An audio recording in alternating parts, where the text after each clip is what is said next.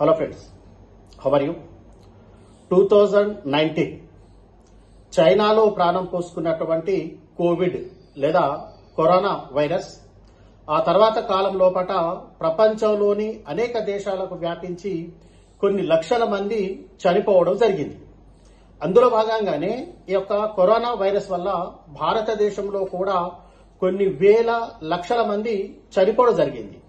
కానీ విచిత్రం ఏమిటంటే ఈ చైనాలో పుట్టినటువంటి కరోనా వైరస్ భారతదేశంలో ఉండేటువంటి బీజేపీ నాయకులు కానివ్వండి, లేదా గోడి మీడియా కానివ్వండి, లేదా చాందసవాద హిందూ సంస్థలు కానివ్వండి, ఈ కోవిడ్ అనేటువంటి వైరస్ ను ఢిల్లీ కేంద్రంగా పనిచేస్తున్నటువంటి తబ్లీగ్ జమాత్ వాళ్ళే దీన్ని వ్యాపింపచేసినట్టుగా, వారి ద్వారానే ఇది భారతదేశం మొత్తం కూడా వ్యాపించి తద్వారా కొన్ని లక్షల మంది మరణాలకు కారణమైనట్టుగా మరే విష ప్రచారాన్ని చేయడం జరిగింది.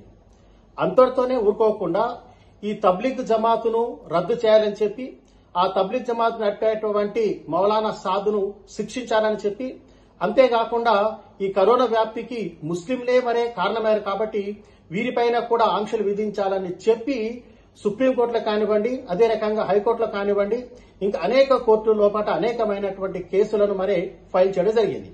కానీ 3 రోజుల క్రితం ఇక్కడ ఉన్నటువంటి ఢిల్లీ హైకోర్టు మరియు సుప్రీంకోర్టు ఒక స్పష్టమైనటువంటి తీర్పునివ్వడం జరిగింది. ఆ తీర్పు యొక్క సారాంశం ఏంటిది అంటే తబ్లీగ్ జమాత్కు మరియు కోవిడ్ కు ఎలాంటి సంబంధము లేదు. తబ్లీగ్ జమాత్ వలన భారతదేశం లోపల కోవిడ్ అనేటువంటిది వ్యాప్తి చెందలేదు. ఇది ఒక మహమ్మారి.